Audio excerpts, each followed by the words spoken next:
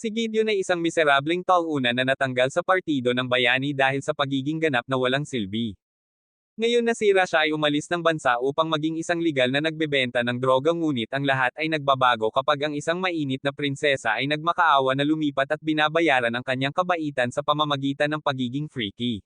Nagsisimula ang kwentong ito isang random na hapon habang naglalakad si Gideon sa isang lokal na guild upang makipagpalitan ng ilang mga halamang gamot sa pera nang biglang sinimulan siyang kutsain ng tatlong adventurer dahil sa pagdadala ng kanyang walang kwentang bronze na espada sa lahat ng dako. Wala raw siyang pakialam sa kaluwalhatian ng pagiging isang maalamat na mandirigma dahil pangarap niya ang magkaroon ng botika. Gayunpaman pagkatapos na bumalik sa kanyang maruming apartment sa ibang pagkakataon naisip niya ang gabing siya ay tinanggal at sinisisi si Ares sa paggawa sa kanya ng isang lokal na clown bago pilitin ang kanyang sarili na matulog sa depresyon. Habang naghahanap ng mas maraming halamang gamot sa susunod na araw naramdaman niya ang presensya ng isang owlbear at mabilis na tumalon sa isang sanga bago pinigilan ang pagnanasang mag-ukit ng isang buta sa dibdib nito. Makalipas ang ilang minuto bumalik siya sa bayan at nahanap niya ang lahat ng mga lokal na adventurer na nagtipon sa labas. Nang sabihin sa kanya ni Albert ang tungkol sa oso at humingi ng tulong sa kanya tinanggihan niya ang alok at agad na nawala si Albert dahil ang simpleng paggabay sa kanila ay magbibigay sa kanya ng automatikong pag-asenso sa Rango C. Gayunpaman tumanggi pa rin si Gideon at ipinaalala sa kanila na ang kanyang pangarap ay magkaroon ng isang tindahan at mamuhay ng tahimik kaya lumabas si Albert at ang iba pa habang ang receptionist ng guild na si Megria ay nanatiling bumalik upang kunin ang mga halamang gamot na kanyang nakalap. Maaga sa susunod na araw sinubukan niyang kalkulahin kung magkano ang kailangan niya para sa tindahan ngunit pagkatapos ay isang lokal na karpintero na nagngangalang Guns ang nagpakita upang humingi ng tulong dahil ang kanyang anak ay biglang nagkasakit ng isang mapanganib na sakit. Makalipas ang ilang sandali sumama siya sa isang doktor upang suriin kung ano ang mga sintomas ni Tante at napagtanto niyang maaaring magkaroon siya ng problema sa guild kapag nalaman nilang pumunta siya sa kakahuyan upang maghanap ng mga halamang gamot habang naroon ang party ni Albert. Gayunpaman pagkatapos magmakaawa sa kanya ni Guns nagpasya siyang gawin ito anuman at sinisigurado niyang walang makakakita sa kanya bago siya basta-basta tumalon sa pader ng bayan at gumamit ng high-speed na kasanayan para tumakbo patungo sa kagubatan. Pagdating doon sinubukan niyang i-map ito ngunit ang bango ng nasusunog na mga puno ay biglang nakakuha ng kanyang atensyon kaya tumakbo siya papasok at nakitang gumamit ng fire magic ang party ni Albert sa lugar kung saan tumutubo ang damong kailangan niya para kay Tante para lumala ang sitwasyon. Ang parehong owlbear ay lumilitaw habang nagmamadali siyang kunin ang natitirang mga halamang gamot kaya nagpasya siyang huwag magpigil at pinutol ang puso nito bago tumakbo upang maiwasan ang pakikipag-ugnay kay Albert. Kinagabihan natapos niya ang pagpapagaling sa lugar ni Guns at lahat sila ay nasa sabik ng mapansin ng doktor na gumagaling na siya. Pagkatapos niyang mangako na magiging regular kapag binuksan ni Gideon ang shop sinubukan siya ni Guns na mag-alok ng hapunan ngunit tinanggihan niya ito at sinabihan siyang mag-focus kay Tante hanggang sa siya ay ganap na gumaling. Gayunpaman nang habulin siya ni Guns upang mag-alok ng anumang gusto niya bilang tanda ng pasasalamat nagpasya si Gideon na gamitin ng mabuti ang kanyang mga kasanayan sa karpintero at nagtanong kung maaari niyang itayo ang tindahan na pinag-impok niya. Pagkalipas ng 4 na buwan isang mainit na adventurer na nagngangalang Reed ang pumasok sa guild at napansin niyang maganda ang damit ni Megria kaya tinanong niya kung may espesyal na okasyon at ipinaliwanag ni Megria na si Gideon ay nagpa-party para ipagdiwang ang pagbubukas ng kanyang tindahan. Samantala pinasalamatan niya sina Guns at Tante sa kanilang tulong sa pagtatayo ng tindahan at narinig niya ang pakikipag-usap ng mga adventurer tungkol sa kung paano matatalo ni Rudy at ng mga miyembro ng kanyang nakaraang partido ang Demon Lord. Pagkatapos ay ipinaalala niya sa kanyang sarili na ang pagpapaalis dahil sa pagiging mahina ay nakaraan na at nagpapatuloy sa paggawa ng toast para sa tindahan. Pagkalipas ng mga araw na pagtanto ni Gideon na ang pakikinig sa talumpati ni Andrew Tate tungkol sa pagtigil sa kanyang 9 hanggang 5 ay isang hanggal na ideya dahil walang sino man ang nagpakita upang bumili ng kanyang mga gamot. Maya-maya lang ay may pumasok na dahilan para matuwa siya hanggang sa makita niyang si Reed lang pala. Makalipas ang ilang sandali naghanda siya ng mesa para maupo sa kanya at nang tanungin niya kung bakit itinuturing siya ng lahat na parang NPC ipinaliwanag niya kung paano niya itinatago ang kanyang kapangyarihan para mamuhay ng pribadong buhay. Pagkatapos ay bumubulusok siya sa katotohanang ginawa niya itong katulad ng kanyang pangalan na nangangahulugang gusto niyang matindaan at pinipigilan niya ang pagnanais na sabihin na walang sino mang tao ang gugustuhing kalimutan ang malalaking pitchel ng gatas na iyon. Matapos sabihin sa kanya na umalis siya sa kanyang bansa dahil gusto ng ilan sa kanyang mga nasasakupan na magsimula ng away para matiyak na siya ang makakakuha ng trono sa halip na ang kanyang kapatid, tinanong niya kung bakit bigla itong nawala sa lungsod.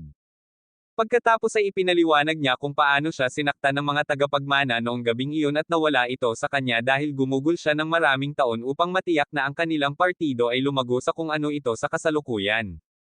But he claims it's no big deal since mas nag-level up talaga silang lahat sa kanya. Gayunpaman, habang ginagawa siyang bagong tasa ng tsaa makalipas ang ilang sandali, naalala niya noong una niyang sinimulan ang pag-aalaga kay Rudy at kinumbinsi niya ang kanyang sarili na mas mabuti ang kalagayan nito nang wala siya. Pagkatapos niyang ihain sa kanya ang bagong tasa, kumilos siya na parang mas masarap ang kanyang murang herb tea kaysa sa royal delicacy na inihain sa kanya habang lumalaki. Ngunit sinabihan niya itong pigilan ang pusa dahil literal na binuhusan lang niya ng mainit na tubig ang ilang tuyong dahon na muntik na niyang itapon. Pagkatapos ay naalala niya na una silang nagkita isang hapon ilang taon na ang nakalilipas nang ang kanyang partido ay nagpakita sa kanyang maliit na bansa upang pag-usapan ang mga plano para sa isang labanan. Habang sila ay nagsasalita, sinubukan ng isang kalbong kilabot na ipilit ang sarili sa isang sisiw na pagkatapos ay pumitik sa kanya at nagbanta na puputulan ang kanyang ulo. Pagkatapos niyang tumakbo, nagpakilala si Reed kay Gideon at sinabihan silang lahat na umalis dahil hindi niya kailangan ng tulong mula sa partido ng bayani upang protektahan ang kanyang mga tao. Gayunpaman, ilang buwan lamang pagkatapos noon, siya ay nasa kakahuyan na pinilit siyang tawagin ang kanyang prinsesa upang magbahagi siya ng impormasyon sa isang misyon sa pagmamanman na kanilang ginagawa. Pagkatapos niyang sabihin sa kanya ang tungkol sa isang kubol sa kakahuyan kung saan ang isang hukbo ng demonyo ay malamang na nagtatago ng mga supply para sa digmaan, iminungkahi niya na makipagsosyo sa hukbo ng kanyang bansa upang pabagsakin sila, ngunit tumanggi siya at sinabing ayaw niyang sagutin ng kanilang mga sundalo si Rudy. Sa isang pulong ng diskarte, makalipas ang mga araw, naglabas siya ng isang plano na salakayin ang lodge ng hukbo ng demonyo at sirain ang lahat ng kanilang mga supply gamit ang isang maliit na unit.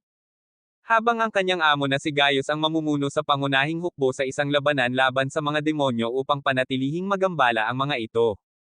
Makalipas ang ilang oras, nasira ang kanyang plano dahil kahit papaano ay alam ng hukbo ng demonyo na lalabas siya at pinilit niyang unawain kung paano hanggang sa ihayag ni Gaius na siya ay talagang isang general ng demonyo na gumugol ng mga huling araw sa pagtatrabaho sa kanila. Pagkatapos nawala ng buhay ang tunay na Gaius, nang marinig ito, agad na sinubukan ni Reed na umatake, ngunit pinilit niyang ibagsak ng isang orc habang ipinaliwanag ng demonyong general kung paano rin siya magbabago sa katawan nito pagkatapos magmukmak para sakupin niya ang kanyang bansa. Sa kabutihang palad, dumating si Gideon sa tamang oras upang iligtas siya, ngunit pareho silang mahina upang pabagsakin ang demonyong general pagkatapos niyang magbago, kaya nagpakita si Ruby at tinadtad siya sa loob ng ilang segundo. Sa kabila nito, biglang na-trauma si Reed habang tinatitigan niya ang takot na mga mukha ng kanyang walang buhay na mga kasama at nagkulong sa kanyang silid ng ilang araw hanggang sa dumating si Gideon para kausapin siya. Bumalik sa shop, bigla siyang humiling na magtrabaho para sa kanyang, ngunit ang kanyang introvert instincts ay agad na sumisipa, kaya sinubukan niyang gawing kakilakilabot ang shop at sinasabing ganap na itong sira, ngunit pinilit pa rin niyang magtrabaho at kalaunan ay nakumbinsi siya sa pamamagitan ng paglabas ng katotohanan na wala siyang alam tungkol sa paglilisensya sa kanyang mga bagong gamot. Makalipas ang ilang oras, naghahain siya ng hapunan at nagustuhan niya ang sarap ng pagkain, kaya nagpasalamat siya sa papuri, ngunit nang magsimula siyang magtanong tungkol sa kung ano ang kailangan niya para mapaganda ang apartment, naghinala siya at nagtanong kung bakit niya ipinapamukha na magiging roommate sila, at agad niyang sinabi na lilipat siya sa kanya. Sa parehong oras, dinala ni Ares ang isang assassin na nagngangalang Tis upang makita ang natitirang bahagi ng partido bilang kapalit ni Gideon, kaya ipinakilala ni Danan at Theodora ang kanilang mga sarili sa kanya bago lumabas si Rudy mula sa kanyang tolda upang ipaliwanag ang kanilang kasalukuyang misyon. Kinabukasan, nagising si Gideon na ang perpektong melon ni Reed ay natutulog sa tabi niya at nagmamadaling lumabas para magluto ng almusal para hindi mapalitan ang kanyang mapanghimasok na pag-iisip. Matapos sa wakas ay kalagkarin ang sarili mula sa kama, sumama siya sa kanya sa mesa at nagtanong kung talagang may mga bola siya dahil ang isang tunay na lalaki ay magpapainit sa kanya sa kama. Pagkatapos ay iminumungkahi niya na lumabas upang mamili ng pangalawang kama at sinabing malamang nakukuha siya ng ilang mahal na mga painting mula sa palasyo upang gawing mas kaakit-akit ang kanyang tindahan, nang makitang wala itong ideya sa sinasabi nito. Ipinaliwanag niya kung paano nakakaapekto ang likhang sining sa antas ng atensyon na ibinibigay sa ilang partikular na lugar, bago din ipaalala sa kanya na kailangan nilang bisitahin ang konseho ng Zoltan upang humiling ng pag-aproba para sa kanyang bagong gamot. Habang naglalakad sa bayan mamaya sa umagang iyon napansin niya kung gaano sila kapayapa at nang tanungin niya kung ito ay palaging ganito ipinaliwanag niya kung paano ang pagiging malayo sa rehiyon ng demonyo ay ginagawang Zoltan ang pinakaligtas na bayan dahil hindi sila nakakaranas ng anumang karahasan. Makalipas ang ilang minuto nakarating sila sa isang tindahan ng kutson na pinamamahalaan ng isang orc na nagngangalang Stormy na muntik nang mahimatay sa gulat nang sabihin sa kanya ni Rit na lumipat siya kay Gideon. Pagkatapos niyang kalmado na ipakita sa kanya kung saan mahahanap ang pinakamagandang kama tinanong ni Gideon kung bakit hindi niya ito kinakausap sa ganoong paraan kapag sinusubukan niyang mamili at tumugon si Stormy sa pamamagitan ng pagtatanong din kung bakit siya tutugon sa isang sirang walang tao na palaging sinusubukang makatipid sa mga pinakamurang item. Di nagtagal matapos ilagay si Gideon sa kanyang pwesto tinulungan ni Stormy si Rit na ipack ang lahat ng magaan na gamit sa sukat ng kanyang bulsa at nangakong ipapadala ang natitira sa shop. Kaya't pareho silang tumungo at nagsimulang magsalita si Reed tungkol sa kung paano siya malamang nagumugol ng maraming oras sa pagtatrabaho sa kanyang mga kasanayan sa paggawa upang maabot ang ganoong antas. Matapos maalala na ang tanging paraan upang mag-level up ay ang walang buhay na ibang tao o nilalang na nakatanggap din ng basbas na galit si Gideon bago niya marinig ang mukha ng isang tao na nabasag at nakita ang isang matabang algo na nagngangalang Aidmid na binubugbog ang Tantera. Agad siyang sumugod para pigilan sila at sinabihan si Aidmid na dapat niyang labanan ang mga demonyo kung ganito na siya kalakas. Pero binato siya ng plus-size na dinges at tumakbo palayo kasama ang kanyang boy band. Tinulungan ni Gideon at Rit si Tante at ang kaibigan niyang si Al na maglinis bago magtanong tungkol kay Aidmid dahil masyado siyang malakas para sa kanyang edad. Nang ipaliwanag nila na hindi siya palaging marahas na pagtanto ni Gideon na malamang na natanggap niya ang basbas ng brawler at sinabi niya sa kanila na malamang na siya ay may mataas na kaugnayan dito na magpapaliwanag sa mataas na antas ng mga kombinasyong ginagawa niya sa Tanka. Ipinaliwanag pa niya kung paanong ang pagkakaroon ng ganoong kasanayan ay nagiging mas malamang na mapunta siya sa madilim na bahagi at ito ay naging dahilan upang sabihin ni Al na ayaw niya ng pagpapala ngunit agad na sinabihan siya ni Tante na huwag sabihin ito sa harap ng iba. Nang malaman na mayroon talaga siyang sandata na mastery blessing ipinaliwanag ni Gideon na makakatulong ito sa kanya na kontrolin ang anumang armas ng madali hanggat nag-level up siya sa paglipas ng panahon ngunit nagalit si Al at sinabing hindi niya ito gusto kung nangangahulugan ito ng paglaki upang maging katulad ni Admid. Parehong naglalaan ng oras sina Rit at Gideon upang ipaliwanag na ang kanyang pagpapala ay hindi tumutukoy kung sino siya sa hinaharap at pagkatapos mag-alok ni Gideon na makipag-usap sa kanya sa tindahan tuwing siya ay nababalisa muli siyang nasa sabik at nagpasalamat sa kanila bago tumakbo kasama si Tanta. Pagkaraan ng ilang oras sa konseho ng Zoltan pareho silang sinisigawan ng isang kalbong midget na nagngangalang Dan dahil lamang sa pagtatangkang ibenta ang gamot ni Gideon ngunit pagkatapos na masipa palabas ng kanyang opisina sinabihan ni Rit si Gideon na huwag mag-alala dahil may kakilala siyang ibang makakausap nila. Makalipas ang ilang sandali nakilala nila ang isang lalaking nagngangalang Rudolph na agad na nakilala si Rit at ipinaliwanag na kamakailan ay sumailalim si Dan sa mabigat na pagsisiyasat para sa pag-aproba ng isang gamot na karaniwang naging magic meth sa mga lokal.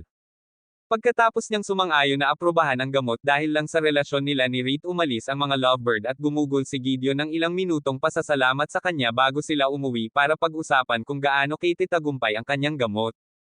Kapag sinabi niya sa kanya na panatilihing mababa ang kanyang mga inaasahan dahil maaaring magtagal bago mawala ang gamot iminumungkahi niya na gumawa ng isang bagay na agad na mahuhulog sa mga tao kaya nagpasya siyang magluto ng hapunan para sa utak. Ilang minuto pa lang bago kumain tinanong niya kung bakit hindi niya naisip na magbenta ng pagkain kasama ng mga gamot kaya sinubukan niyang maliitin kung gaano siya kagaling ngunit may biglang pumasok sa kanyang karaniwang walang laman na ulo. Agad siyang pumasok sa lab at ipinaliwanag kung gaano kapait ang karaniwang gamot sa lagnat habang literal itong ginagawang isang nakakain na cookie. At sa sandaling mahuli ang kanyang mabagal na utak nagpasya siyang maging kanyang marketer. Kinabukasan gumugugol siya ng maraming oras sa labas ng tindahan na namimigay ng mga libreng sample sa lahat at pagsapit ng gabi tuluyan na silang naubos. Kaya pinaikot-ikot siya ni Gideon na parang Barbie doll at ipinahayag kung gaano siya nagpapasalamat sa lahat ng tulong. Nang maglaon ng gabing iyon nagalit si Danan kay Ares dahil sa hindi pagkukuha ng anumang intel o pakikipag-ayos sa mga lokal na desyerto at pagkatapos sabihin ni Ares na ginawa niya ang kanyang makakaya sinabihan siya ni Danan na aminin na si Gideon ang isang dahilan kung bakit palagi nilang natapos ang kanilang mga misyon ng madali. Sinubukan kaagad ni Ares na ipamoka na wala talagang silbi si Gideon ngunit lalo lang itong ikinagalit ni Danan. Kaya nagpasya siyang hanapin si Gideon at sinabing mas gugustuhin niyang huminto kaysa magpatuloy sa kanila. Sa susunod na sandali lumabas si Rudy upang tanungin kung gusto ba niyang hanapin si Gideon at pagkatapos niyang magpakita ng paggalang at sabihing oo pinahintulutan siya nitong umalis.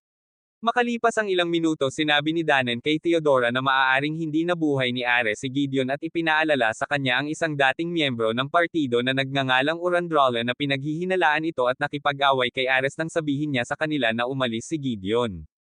Nang tanungin ni Theodora kung bakit hindi niya sinabi kay Gideon kung gaano siya kagaling noong kasama pa niya sila ipinaalala ni Danan sa kanya na hindi siya naging tipo ng maliit na usapan ngunit inamin niya na dapat ay ibinigay niya kay Gideon ang paggalang na nararapat sa kanya bago tumungo. Lumabas para hanapin siya. Kinaumagahan nagising si Gideon sa parehong masamang eksena. Ngunit medyo natagalan ang pagtitig sa makinis na mga pitchel ni Rit hanggang sa magising siya. Pagkatapos sumama siya sa kanya sa labas upang maglinis at naalala kung paano niya minsan nang arap na talunin ang Demon Lord kasama si Rudy at magsilbing pangalawang in command sa kanya. Pagkaraan ng ilang minuto ng Squadron of Knights pumasok sa shop ang mga adventurer mula sa lokal na guild at nagpupumilit na paniwalaan ang kanilang mga mata nang makitang nagtatrabaho si Rit bilang isang assistant kaya tinanong nila kung gumamit ba ito ng isang uri ng alindog sa kanya. Pagkatapos ay ipinaliwanag niya ang kanyang perpektong makatuwirang desisyon na umalis mula sa pamumuhay sa isang kastilyo bilang isang prinsesa hanggang sa pagtanggap ng mas mababa sa minimum na sahod mula sa isang wannabe parmasyutiko. Matapos maging emosyonal at tumakbo si Maya pareho silang hinabol habang sinasabi ni Rit kay Gideon ang isang espesyal na alak na gusto niyang subukan. Nang tanungin niya kung may espesyal na okasyon na gusto niyang ipagdiwang halos masira ang karakter nito ngunit sinabihan siya nito na huwag mag-alala tungkol dito bago lumabas upang mamili ng mga sangkap. Makalipas ang ilang minuto nakatanggap si Gideon ng isa pang sorpresang pagbisita mula kay Albert na pagkatapos ay nagtanong kung bakit siya susuko sa pagiging sikat sa mundo na adventurer para lang gumawa ng droga sa isang kalawang na lumang bayan. Ipinaliwanag ni Gideon kung ano ang ibig sabihin ng personal na kagustuhan dahil malinaw na hindi umabot sa maturity ang kanyang utak pagkatapos sabihin na wala siyang pakialam. Hinihingi ni Albert na malaman kung siya ang pumalakpak sa Owlbear. Mabilis na tumahimik si Gideon at nagtanong kung bakit niya ito iminumungkahi dahil alam na ng lahat na siya iyon ngunit tumanggi si Albert na maniwala sa kanya at ipinaliwanag na ang hiwa na nakita nila sa dibdib ng oso ay mukhang katulad ng isang bagay na kayang gawin ng kanyang tansong espada. Sa kabila nito inaangkin pa rin ni Gideon na siya ay isang hamak derenked adventurer na hindi man lang managinip ng isang bagay na tulad nito kaya nagpa siya si Albert na subukan siya. Sa sandaling sinubukan niyang saksakin siya bumagsak si Gideon sa lupa at kumilos na natakot kaya inamin ni Albert na gusto niya talagang mag-alok sa kanya ng pwesto sa kanyang partido kung siya ay talagang malakas. Sa susunod na sandali si Rit ay nagmamadaling pumasok at binasag ang mga tadyang ni Albert gamit ang isang masamang sipa na nagdulot sa kanya ng pagbagsak sa dingding. Pagkatapos ay sinubukan niyang hiwain ang ulo nito para sa pag-atake man lang kay Gideon ngunit pinigilan siya nito at ipinaliwanag na naghahanap lang si Albert ng mga bagong miyembro ng partido. Pagkatapos ay sinabihan siya ni Rit na tumakbo bago siya magbago ng isip kaya umalis si Miss Alpha upang maiwasan ang isa pang nakakahiyang pagkatalo.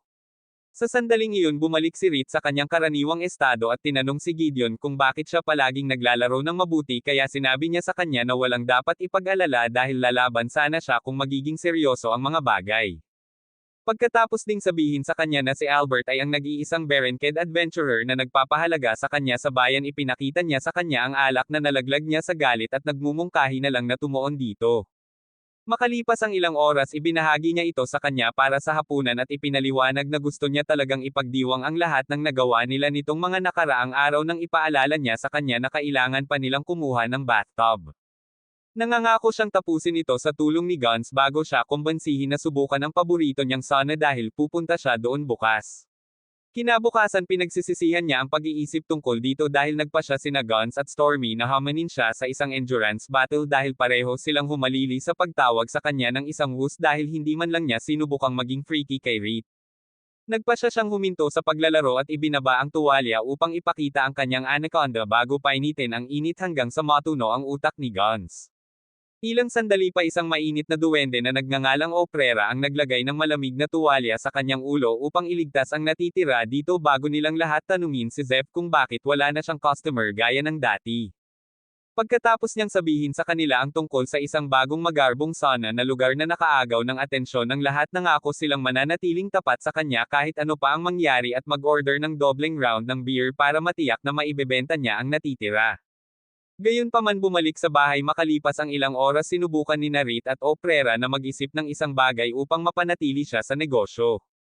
Pagkatapos nilang makabuo ng isang grupo ng mga ideya at mapagtanto na ang bagong lugar ay madaling malumpasan siya inihain ni Gideon ang lahat ng isang tasa ng tsaa at agad na nagsimulang magtanong si Tante kung anong damo ang ginamit niya sa pagkakataong ito. Kaya ipinaliwanag niya ang recipe at biglang nakakuha ng ideya para kay Zeph. Kinabukasan tumungo sila sa lugar ng sauna upang ipakita sa kanya ang isang bag ng mga espesyal na halamang gamot at nagpatuloy si Gideon upang ipaliwanag kung paano binuo ito ng isang primitive na lahi ng mga duwende upang pagalingin ang kanilang mga katawan. Makalipas ang ilang sandali sumang-ayon si Zeph na talagang maganda ang pakiramdam nito ngunit iniisip kung sapat na ba ito upang maibalik ang kanyang mga customer kaya sinabihan siya ni Gideon na maghintay at makita. Matapos itong ibabad sa loob ng ilang segundo sa wakas ay nagsimulang maniwala si Zeph na gagana ito at salamat sa kanilang lahat para sa tulong bago nagpasya si Gideon na tamasahin ang kanyang pinakabagong imbensyon. Nang biglang pumasok si Rit at Oprera na may dalang mga tuwalya lamang na nakatikip sa kanilang mga kanyen sinubukan niyang umalis ngunit pinilit siya ni Rit na manatili at umaktong hindi ito big deal. Inamin ni Oprera na nabigla siya na pinili niya siya sa lahat ng mga lokal ngunit pinuri rin siya dahil hindi pa rin siya nakakakilala ng sinumang kasing galing niya dahil sinasamahan din siya ni Rit upang magyap tungkol sa kung gaano siya kahanga-hanga.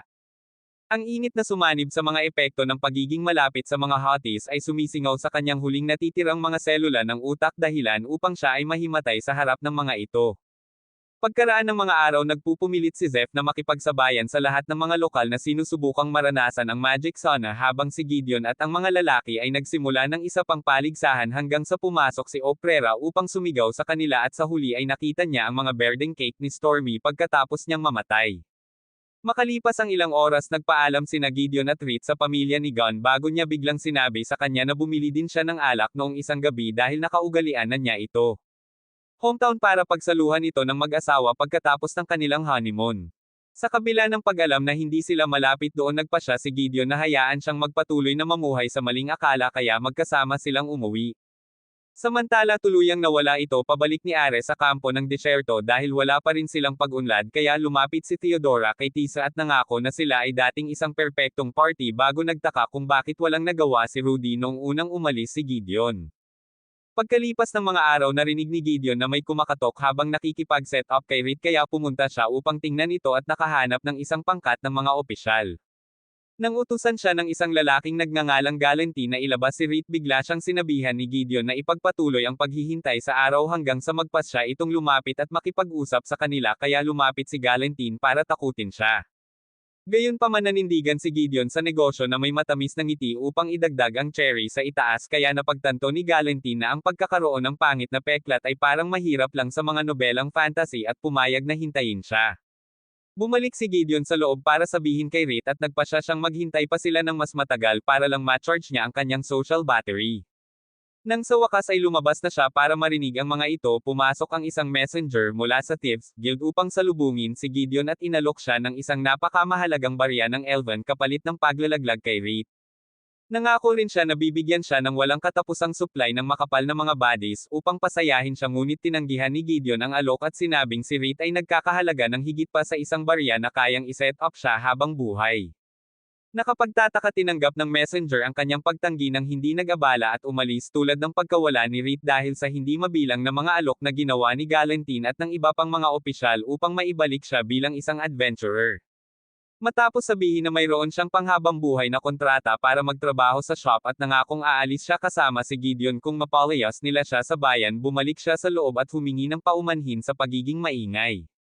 Ngunit sinabihan siya ni Gideon na huwag mag-alala bago siya bigyan ng espesyal na bracelet bilang paunang bayad para sa panghabang buhay na kontrata. Kapag sinabi nito sa kanya na ang gayong mga romantikong regalo ay maaaring magbigay sa kanya ng maling ideya ng kanyang mga intensyon nag-aalok siya na kunin siya ng isa pa sa halip na aminin na lamang na siya ay palaging may hindi banal na intensyon mula nang makita niya siya. Samantala ang kalbo na kilabot na binugbog niya sa lahat ng mga taon na ang nakakaraan ay kara-rating lamang sa Thieves Guild para sa isang pulong kay Big Hawk ang Guildmaster na pagkatapos ay nagsabi sa kanya na ang plano sa pagre-retiro ni Rit ay masamang balita din para sa kanila. Natural ang ambasador ng Alopecia ay nagpupumilit na maunawaan kung bakit ang kanyang pagre-retiro ay magiging masamang balita para sa isang grupo ng mga gawaing pagnanakaw. Kaya ipinaliwanag ni Big Hawk na kung wala ang regulasyon ng Adventurers Guild maaari lamang magpasya si Reed na ihinto ang kanyang buong operasyon kung bigla niyang naramdaman ito. Pagkatapos ay ipinangako niya kay Der ang isang buong lalagyan ng pera kung maibabalik niya ito sa guild at tiniyak sa kanya ng kalbo na kilabot na hindi ito magiging issue. Bumalik sa shop bumangon ang lahat sa nararamdaman ni Reed habang pilit niyang pinaniniwalaan na nakatira na siya ngayon sa lalaking matagal na niyang crush. Ilang sandali pagkatapos ng labanan na nagpatroma sa kanya kailangan nilang dumaan sa isang mapanganib na kahabaan ng kakahuyan dahil ito ang tanging landas na hindi alam ng hukbo ng demonyo. Ngunit bago simulan ang paglalakbay inimbitahan ni Gideon si Erendrala na literal na sumubsob sa kanya at ginawang tanga si Reed para sa kahit na nakakakuha ng damdamin. Matapos niyang ipaliwanag na ang kakayahan niyang makipag-usap sa mga halaman ay makatutulong sa kanila na mag-navigate sa kakahuyan mas nainggit si Reed nang mapagtanto niyang malaki ang tiwala nito sa kanya. Ngunit bahagya itong napansin ni Gideon at tumutok na lamang sa pagsasabi kina Danan at Theodora kung ano ang dapat nilang gawin. Sa parehong oras kinuha ni Ares si Der at iba pang mga mersenaryo mula sa Thieves Guild ngunit nagpasya si Gideon na huwag makialam kaya nagsimula silang magtungo sa kakahuyan at patuloy na nakaramdam ng inggit si Reed sa kung gaano kalapit si Erendrala kay Gideon. Nang sa wakas ay tinanong niya kung kailangan niya ng anumang bagay sinabi niya sa kanya na isipin ang kanyang negosyo kaya humingi siya ng paumanhin sa pagtatanong at itinulak ito. Sa susunod na sandali tinanong ni Erendrala kung siya ay bababa upang magpalipis ng ilang oras sa pagpapahinga sa isang kalapit na ilog at pagkatapos niyang sabihin sa kanya na oo iminungkahi ni Gideon na magpahinga at agad na nagsimulang makipagtalo sa kanya si Ares tungkol dito. Makalipas ang ilang minuto sa wakas ay ibinaon siya ni Erendrala sa tubig at biglang nagtanong kung may nararamdaman ba siya para kay Gideon bago sabihin na mas magkakaroon siya ng mas magandang karanasan sa kanya kung matututo siyang ipahayag ang kanyang nararamdaman sa halip na kumilos ng walang pakialam.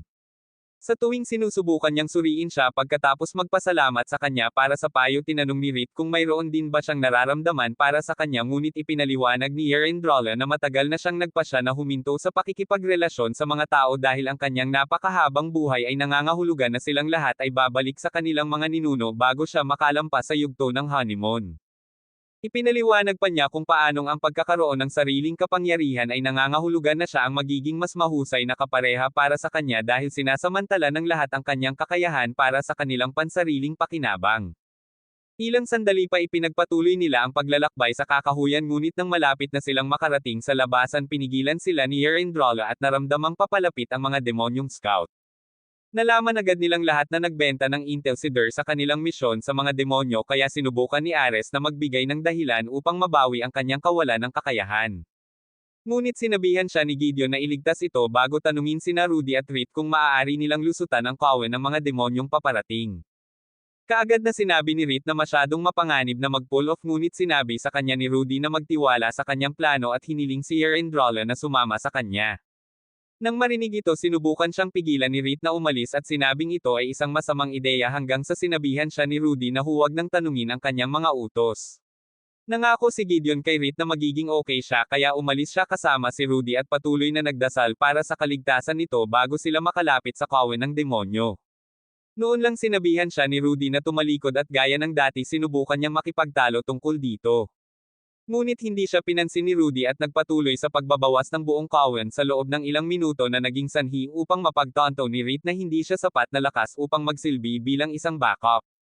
Nang tuluyang makabalik sina Gideon at Erendrala naging emosyonal siya at sinubukan siyang yakapin ngunit hinawakan muna siya ni Rudy at humingi ng paumanhin sa pagpapaalis sa kanya ng mag-isa. Dahil dito napagtanto ni Reed kung gaano sila kalapit sa isa't isa kaya't nagpasya siyang ipagpatuloy ang kanyang paglalakbay ng mag-isa pagkatapos na kung paano siya tuluyang napunta sa Zoltan. Nang kumpleto na ang kanyang paglalakbay sa memory lane lumabas siya para maghatid at ginamit ni Der ang pagkakataong iyon para kausapin siya ngunit tumanggi siya at tumalikod na para umalis. Gayunpaman nang sabihin niyang alam niya na siya ay isang prinsesa at nagbanta na sabihin sa kanyang mga tao kung nasaan siya pinatumba niya ito dahil sa pakikipag-usap sa kanya ng walang galang at sinabing wala na siyang pakialam sa kanyang katayuan sa lipunan. Kinagabihan pinilit ni Rudy na makatulog habang patuloy na namimiss si Gideon at inaalala ang araw na sinabi sa kanya ni Ares na umalis siya. Matapos sabihing sinubukan niya ang lahat para pigilan si Gideon hinawakan niya ang balikat nito para mag-alok ng suporta ngunit naramdaman niya na nasa likod siya nito at biglang binutis ang loob nito. Sa kabutihang palad pinigilan niya ang kanyang sarili at inayos siya bago nagpas siyang tumuon sa kanyang misyon bilang bayani na nakalaan upang iligtas ang lahat ng sangkatauhan. Sa lugar ni Dr. Newman makalipas ang ilang araw nagdala si Gideon ng isang buong basket ng mga gamot ngunit habang ipinapaliwanag kung paano nawala ang isang huling halamang gamot sa panahon pareho silang nakarinig ng malakas na hiyawan at kalabog mula sa isa sa mga kalapit na bahay at nagmamadaling lumabas upang malaman kung ano ang nangyari. Ilang sandali pa dinala siya ni Newman sa isang bahay kung saan nakita nila ang isang lalaking nagngangalang Jackson sa sahig na overdose at agad na sinubukang buhayin siya. Gayunpaman nang mapagtanto na hindi pa siya nakakita ng ganoong reaksyon noon nagpupumilit siya sa susunod na hakbang hanggang sa bigyan siya ni Gideon ng asul na gamot at ipaliwanag ang mga epekto nito. Matapos makita ang isang gamot na halos kamukha ng nose candy tinulungan siya ni Gideon na dalhin ang lalaki pabalik sa klinika. At pagkatapos matiyak na siya ay nagpapatatag sinabi sa kanya ni Newman na maghanda ng higit pang mga bote ng asul na gamot dahil ang gamot na nakita nila ay ang kamakailang na aprobahang gamot na iniinom ng lahat. Di nagtagal pagkatapos ng kanilang pag-uusap bumalik si Gideon sa tindahan at nakita si Reed na buong araw na naghihintay sa kanyang luto.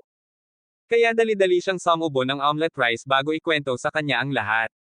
Kapag tinanong niya kung dapat nilang tingnan ang gamot sinabihan siya nito na huwag mag-abala dahil wala itong kinalaman sa kanila at iminumungkahi na lumabas upang mag-enjoy sa ilang mga atraksyon sa bayan. Nang maglaon nagrente sila ng mga drake at gumugugol ng halos buong araw sa pagsakay sa buong bayan bago humanap ng ilog upang magpalipas ng ilang oras habang itinatayo ni Gideon ang tolda. Napagpasyahan ni Reed na ito na ang perpektong oras para ipakita sa kanya kung ano ang ginagawa niya ngunit ang pagkakita sa kanyang mga kanya ng plano ay naging dahilan upang siya ay magdedeliryo. Kaya tumalikod siya para maiwasan ang tukso. Pagkatapos ng ilang minutong pagwiwisik sa tubig nagiging awkward ang date nila habang pareho silang nahihirapang makabuo ng paksa ng pag-uusap habang nag-iiho ng pagkain. Nang sa wakas ay sinabi ni Gideon na inaasahan niyang hindi na siya mahiya kung isasaalang-alang ang katotohanan na hindi siya nag-aksaya ng oras upang lumipat sa kanyang lugar inamin niya na medyo matapang ito ngunit ipinaliwanag niya na nahihiya pa rin siya sa kanya dahil halos hindi niya naipakita ang tunay niyang nararamdaman. Pagkatapos ay hinawakan niya ang kanyang kamay at sinabing ayaw lang niyang magalit at tumugon siya sa wakas sa pamamagitan ng pagbibigay sa kanya ng halik na hinahangad niya sa buong oras na ito. Samantala dinala ni Ares si Rudy at ang natitirang bahagi ng partido sa isang pagkasira ng disyerto mula sa panahon ng dating Panginoon ng Demonyo. At pagkatapos niyang magyaps tungkol sa kung paanong hindi nila kailangan si Danan o Gideon nagpasya si Tisa na kumuha ng dagdag na tubig para sa natitirang bahagi ng biyahe. Pagsisimula pa lang niyang punuin ang bote nagpakita si Rudy para punuin ang tubig. Kaya sinamantala ni Tisa ang pagkakataong iyon para tanungin kung matutulog na ba siya dahil lagi siyang nagpupuyat sa buong gabi. Pagkatapos ay ipinaliwanag ni Rudy na ang kanyang pagpapala ay talagang ginagawa siyang isang tao na android na walang mga kahinaan na hindi na kailangang kumain o matulog at maaari lamang tumuon sa kanyang misyon na iligtas ang mundo bilang bayani ng sangkatauhan. Habang nagsisimula ng mapagtanto ni Tiso kung bakit hindi na niya masusundan si Gideon bumalik na lang sila ni Reed sa shop at nang mapagtanto na wala na silang magagawa tinanong niya kung mayroon pang mga kahilingan para sa antidote ng magic meth pagkatapos niyang sabihin na halos walang nagrereklamo. Ipinaliwanag niya kung paano sinabi ng ilan sa mga lokal na ito ay may kakayahang baguhin ang kanilang mga personalidad upang gawin silang isang ganap na kakaibang tao. Sa sandaling iyon isang nasugatan na lokal ang tumakbo sa loob at humingi ng tulong. Kaya agad na sinimulan ni Gideon ang paggamot sa kanya habang si Reed ay tumatakbo sa bayan at nakahanap ng ilang sugatang tao bago nakita si Campbell isang miyembro ng partido ni Albert. Nang makita niya ang palakol sa kamay nito nagtataka siya kung paanong marunong gumamit ng sandata ang taong may basbas ng magnanakaw. Ngunit pagkatapos ay pinalibutan siya ng ilang psychos kaya nagsimula siyang makipaglaban hanggang sa muling pagsamahin sila ni Albert sa Diyos. Nang tanungin niya kung kailangan ba talagang bumaril ng mga araw sa kanilang malinaw na piniritong mga ulo itinanong niya kung bakit hindi nagpakita ang kanyang wannabe na pharmacist na sa kabutihang palad ibinaba niya ang mga ito at naglaan ng ilang sandali upang kontrolin ang kanyang emosyon bago bumalik sa tindahan upang sabihin ito kay Gideon. Tulad ng sinusubukan din niyang malaman kung paano si Campbell na isang karaniwang childhood ay biglang naging napakalakas nagpakita sina Tante at Al upang makipag-usap sa kanila. Kaya nagpasya si Gideon na magluto ng tanghalian para sa lahat. Di nagtagal pagkatapos nito inihain niya ang mga ito ng isang plato ng pasta at agad na nilunok ni Reed ang isang buong serving para lamang makahingi ito sa kanya ng higit pa. Makalipas ang ilang minuto muling ikinwento ni Al sa kanya ang tungkol sa kanyang mga pagpapala dahil kamakailan lamang ay nagsimula siyang makaramdam ng labis na pagkabalisa kaya ipinaliwanag ni Gideon kung gaano ito nakaka-stress sa simula lalo na dahil hindi pa siya nakakipili ng sandata upang makabisado. Nang tanungin ni Al kung bakit hindi siya maaaring maging isang regular na mandirigma tulad ng kanyang ama at madalas na magkarga sa mga pantalan iminumungkahi ni Gideon na magsimula sa pamamagitan ng pagmaster ng isang maliit na kutsilyo upang matulungan niya sila sa mga pantalan hanggang sa makaramdam siya ng sapat na lakas upang magpasya kung aling sandata ang gusto niyang makabisado. Pagkaraan ng araw na iyon isang sisiw na nagngangalang Rhea ang dumating sa tindahan upang makipag-usap at ipinaalala kay Gideon na siya ay miyembro ng partido ni Albert bago humingi ng tawad sa kanilang dalawa sa ngalan niya. Nang tanungin ni Reed kung ano ang ginagawa niya ipinaliwanag niya kung paano siya nagsimulang gumawa ng higit pang mga quest kaysa sa karaniwan upang makabawi sa mabagal na buwan na kanilang nararanasan. Sa kabila ng lahat ng trahedya na nangyari kamakailan matapos ipahayag ni Reed ang pagkabigla sa katotohanan gusto niyang bumalik sila sa trabaho na parang walang nangyari ipinaliwanag ni Gideon kung paano siya naitulak ng kanyang basbas ng kampyon upang makamit ang mga nakatutuwang tagumpay at nagpapahirap para sa kanya na manirahan sa isang regular na buhay. Inamin ni Rhea na natatakot siya na baka magsawa siya at iwan si Zoltan ngunit sinabihan siya ni Gideon na huwag mag-alala dahil masyado siyang desperado na maging pinakamahusay na adventurer ng bayan. Samantala si Dana nakatatapos lang uminom sa isang lugar sa bayan ay nakatanggap ng sorpresang pagbisita mula sa isang lalaking nagngangalang B na pagkatapos ay humiling na sumama sa kanyang paghahanap kay Gideon. Makalipas ang ilang oras isinara ni Reed ang lahat ng bintana sa tindahan at sinamahan si Gideon sa loob para uminom ng mainit na gatas.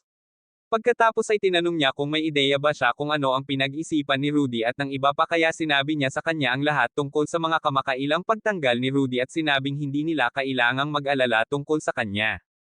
Gayunpaman ang bagyo ay naging dahilan upang maalala niya ang isang katulad na gabi noong nakalipas na mga taon nang pareho silang kailangang manatili sa isang kanlungan upang maghintay ng mas malakas na bagyo. Habang nakaupo hinawakan niya ang kanyang kamay at itinuro sa kanya ang tungkol sa tunay na kahulugan ng pagmamahal at kabaitan kaya niyakap siya nito at tinanong kung mananatili siya sa kanya magpakailanman. Pagkatapos ay sinabi niya na kailangan nilang maghiwalay ng ilang sandali dahil kailangan niyang magsanay at maging malakas ngunit nangakong palaging magpapakita kung kailangan niya ng anuman. Sa susunod na sandali ang kanyang malusog na paglalakbay sa memory lane ay naantala ng isang katok sa pinto kaya nagmamadali siyang lumabas at nakita si Newman na may bitbit na kwago na lubhang sugatan sa kanyang likod. Makalipas ang ilang minuto nagising siya sa kama ni Gideon at nagsimulang sumigaw bago sabihin sa kanila na may dummy na dumating sa kanyang lugar na may dalang palakol at inatake ang kanyang mga magulang. Nang marinig ito nagmamadaling bumaba sina Gideon at Newman sa kanyang bahay at nakitang walang malay ang kanyang mga magulang ngunit sa kabutihang palad ay nagtamo lamang sila ng mga minor injuries. Gayunpaman sa sumunod na araw ang bawat lokal sa lugar ay nagsimula ng isang protesta laban sa bantay ng bayan dahil naniniwala sila na ang isang lalaking nagngangalang Mo na nagkataong ama ni Demi at kapitan ng mga gwardya ay nagsisikap na protektahan siya. Habang patuloy na tumataas ang tensyon ang mga magulang ni El ay sumilong sa mansyon ni Big Hawk habang siya ay tumira kasama sina Gideon at Reed habang kumakain ng tanghalian kasama nila kinabukasan. Bigla niyang hiniling kay Reed na turuan siya kung paano gumamit ng espada kaya ginugugol niya ang halos buong araw sa pakikipag-sparring sa kanya bago kumuha ng kape at sumama kay Gideon sa beranda.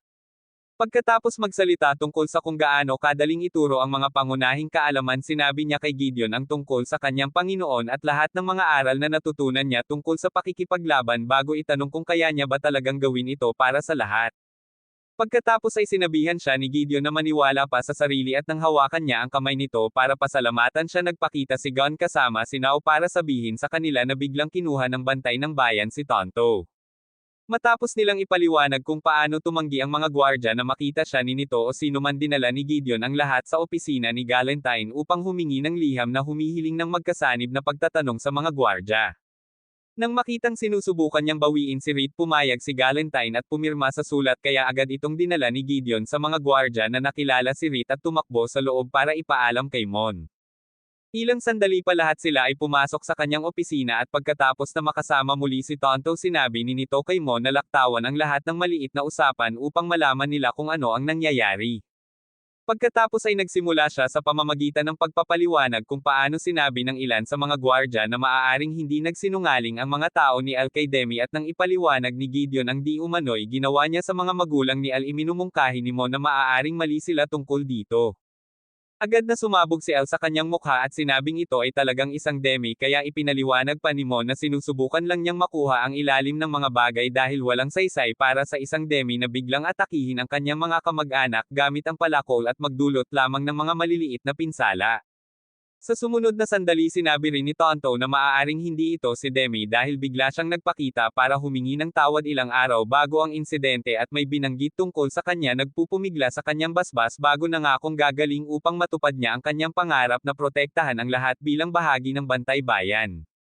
Habang sinusubukan nilang lahat na ibalot ang kanilang mga ulo sa bagong impormasyong ito hiniling ni Mon kay Gideon na mag-usap ng ilang oras kaya hiniling niya kay Mito na ibalik si Al sa tindahan habang sila ni Rit ay nanatili pabalik upang marinig si Mon. Pagkatapos niyang mag-alok na bayaran sila kung tutulong sila sa investigasyon tinanong ni Gideon kung kinuha ng isang demi ang magic meth. Biglang tumalikod si Mon at sinabing hindi na iyon gagawin ng kanyang anak ngunit sinabi ni Gideon sa kanya na subukang maging medyo makatotohanan dahil alam na nilang lahat na binabago ng droga ang pagkatao ng isang tao habang naghuhulog din si Mon ng bomba sa pamamagitan ng pagsasabi sa kanila na maaari nitong baguhin ang pagpapala ng isang tao. Ibinaba ni Namito at Tonto ang lahat sa tindahan at umalis bago pumasok ang isang lalaking nagngangalang Godwin upang makita siya. Maya-maya bumalik si Gideon at nag-alok na tulungan si Al na magsanay dahil ilang sandali pa ay hindi na babalik si Rit kaya hinawakan ni Al ang kanyang espada. Nang makapulot ng wali si Gideon nagulat si Al at sumugod siya para patunayan ang kanyang lakas na baligtad lamang sa loob ng ilang segundo. Pagkatapos ay ipinaliwanag niya kung gaano kahalaga na makabisado ang mga pangunahing kaalaman sa labanan bilang isang baguhan at nagpatuloy sa paggugol ng buong araw sa pag-aaral sa kanya hanggang sa pareho silang maubusan ng hininga ng tanungin ni Al kung bakit siya ay isang lasing na adventurer pa rin sa kabila ng napakaraming kasanayan at karanasan. Ipinaliwanag ni Gideon ang kanyang pagmamahal sa mga simpleng bagay at sinabing magpapatuloy siyang mamuhay sa paraang siya ngayon sa halip na mahuhumaling sa ilang magagandang tagumpay. Matapos itong pag-isipan ikinwento sa kanya ni Alan ang tungkol sa kung paano siya binigyan ni Godwin ng isang mahalagang espada at patuloy na pinag-uusapan ang lahat ng mga bagay na maaari niyang makamit bilang isang master ng armas kung siya ay magkulong. Sinabi pa niya na si Rit ay isang malaking bahagi ng dahilan kung bakit siya ngayon ay nagnanais na maging mas malakas ngunit inamin din niya na ang kanyang pagpapala ay maaaring naiimpluwensyahan pa rin ang kanyang mga iniisip. Upang matulungan siyang bumuti ang pakiramdam sinabi sa kanya ni Gideon ang ilan sa mga payo na natanggap niya mula kay Theodora at muling ipinaalala sa kanya na magtiwala sa kanyang bituka. Samantala itinapon ni Rit ang isang nagbebenta ng droga mula sa isang bubong ngunit habang sinusubukan niyang tanungin siya nagsimula itong maglaway sa kanyang mga cake kaya umatras siya bago ito biglang sumabog. Sa susunod na sandali napapalibutan siya ng isang grupo ng mga tog at napagtanto na hindi niya mabubunot ang kanyang espada sa tamang panahon ngunit sa kabutihang palad nagpakita si Danan para tumulong. Matapos itumba silang lahat sinabi niya sa kanya ang tungkol sa kanyang misyon na ibalik si Gideon ngunit sinabi niyang maaari niyang pag-isipang muli dahil sa buhay na binuo nilang magkasama. Pagkatapos ay sinubukan niyang tingnang mabuti ang isa sa mga tog at nakita niya na isa talaga siyang stalker na demonyo. Kaya't nangako siyang tutulungan si Rit sa anumang nangyayari ngunit hindi niya masabi kay Gideon na nasa bayan siya. Pagkatapos bumalik siya sa bahay at agad na sinugod si Gideon bago pakinggan kung paano niya ginugol ang maghapong pagsasanay kay Al. Habang pinupuno niya ang kanyang mukha ng isang sandwich na ginawa niya ipinakita niya sa kanya ang espada na natanggap ni Al at tinanong kung maaari niyang malaman kung anong uri ng magic ang ginamit dito. Pagkatapos ng ilang segundo ng pagbabasa sa enerhiya na nakulong sa espada sinabi niya sa kanya na may nakasulat na tracking spell dito. Kinaumagahan dinala nilang dalawa si Al para makita ang isang smith na nagngangalang Mogren ngunit habang sinisimulan niyang ipakita sa paligid si Al nakarinig si Gideon ng ingay sa labas at pumunta siya upang tingnan ito.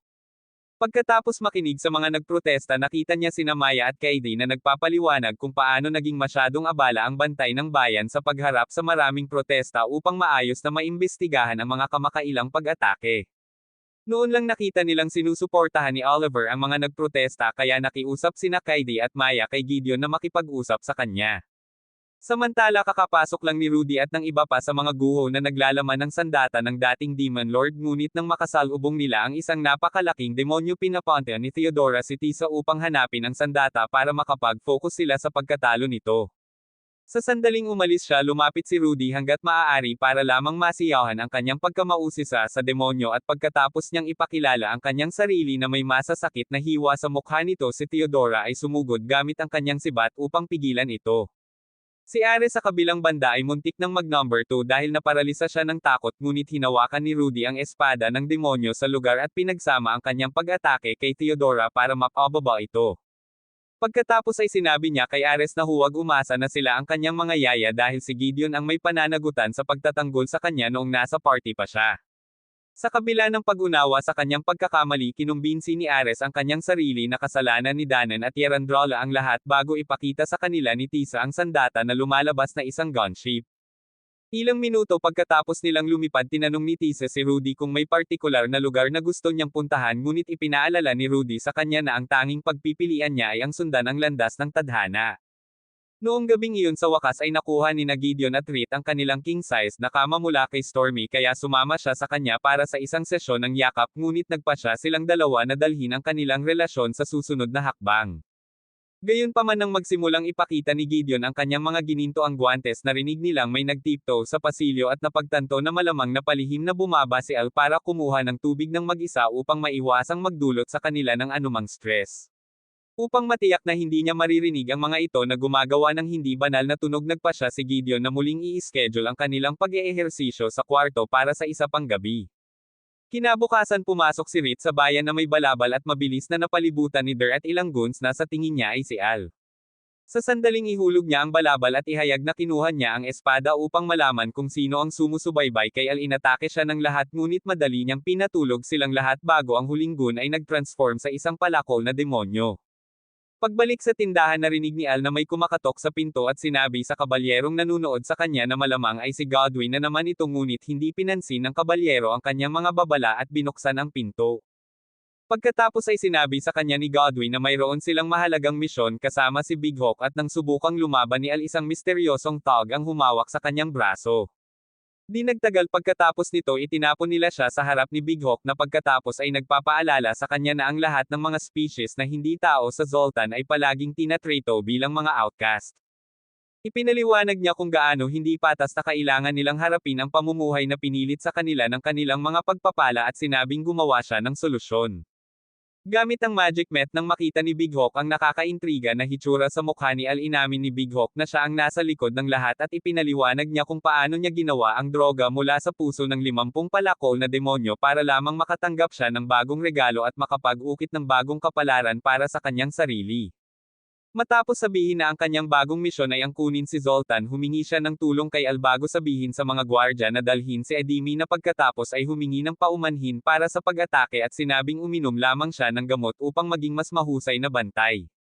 Makalipas ang ilang minuto lumabas silang lahat sa balkonahe at pinapanood ni Al si Big Hawk na kinakausap ang kanyang mabagal na utak na mga tagahanga na lahat ay tila naniniwala na ang pinakakilalang magnanakaw sa bayan ay nasa kanilang panig.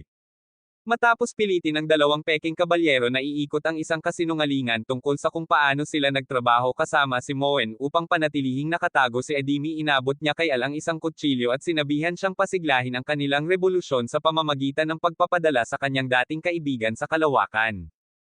Nang tanungin ni Al kung bakit hindi siya nananagot sa pagbibigay kay Edimi ng gamot sa simula pa lang inamin ni Big Hawk na ibinigay din nila sa kanya ang gamot at palakol ngunit sinabing wala itong pinagkaiba dahil inatake ni Edimi ang kanyang pamilya ng mag-isa.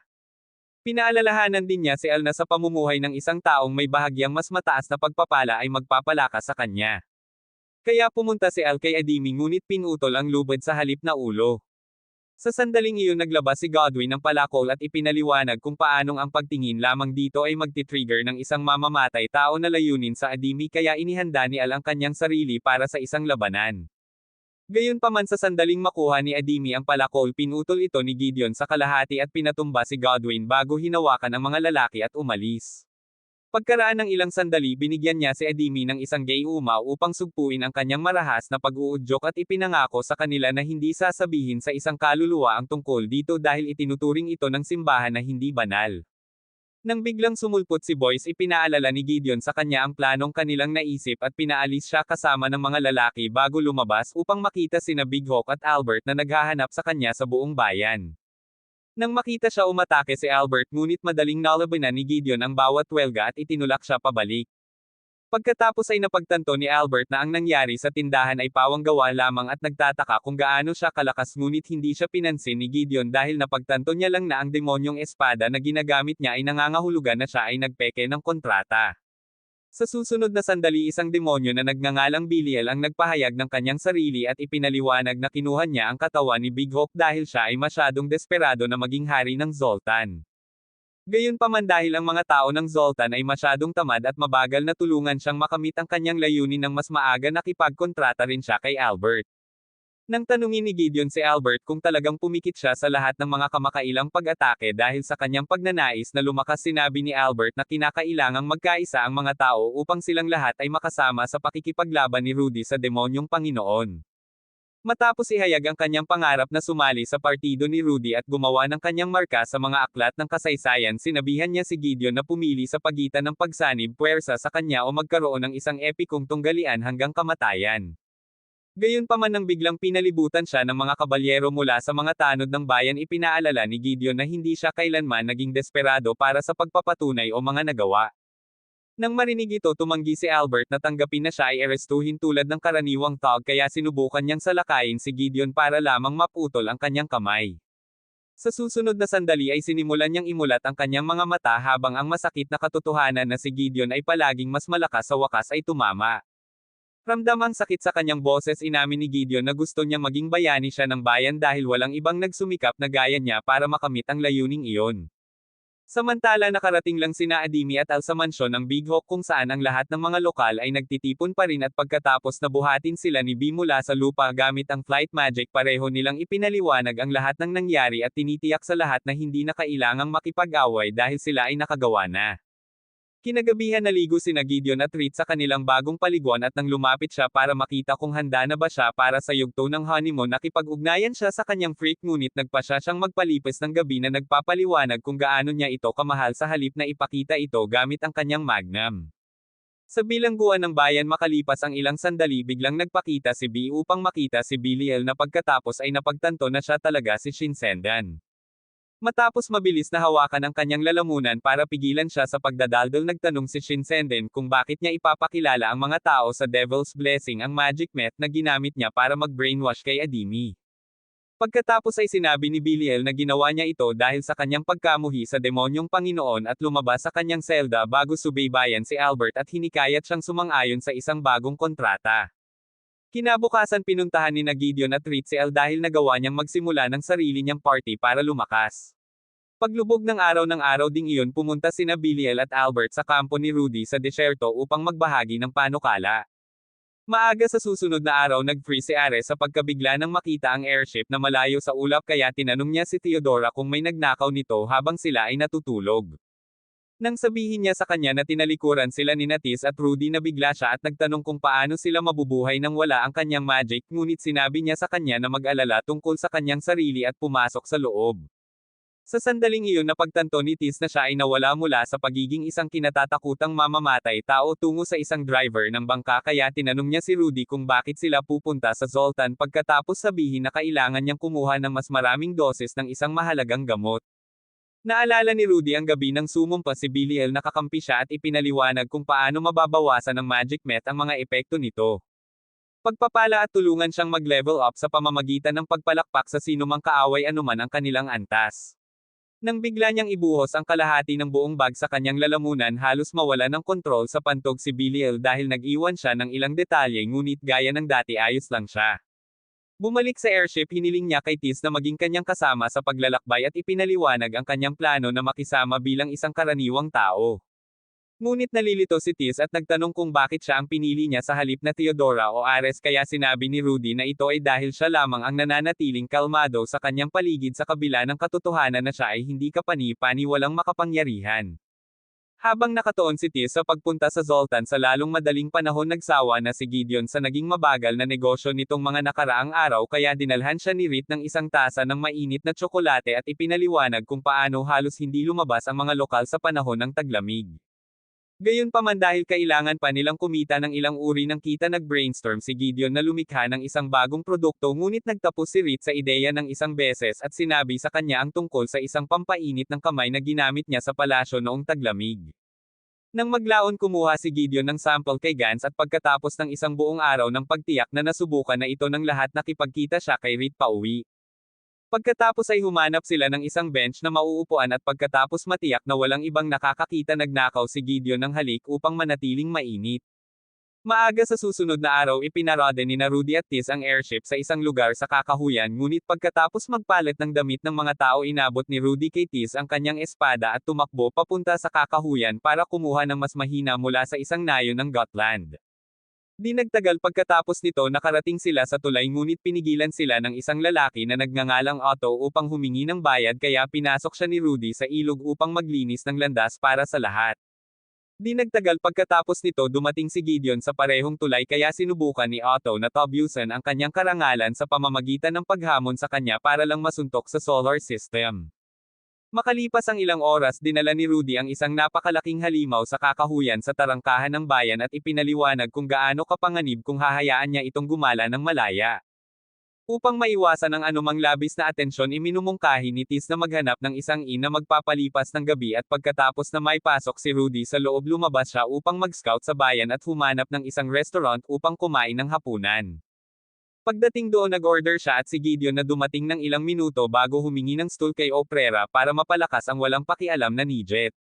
Pagkatapos ay tinitigan niya itong mabuti at napagtanto na siya ay tiyak na isang uri ng profesional ngunit ginawa niya ang eksaktong parehong bagay at mabilis na humingi ng to-go bag upang maiwasan ang komprontasyon. Bumalik sa inilang minuto sinabi niya kay Rudy na kailangan nilang maging maingat sa plano ng prison break ni Godwin dahil maaaring subukan ng mga taong tulad ni Gideon na pigilan sila.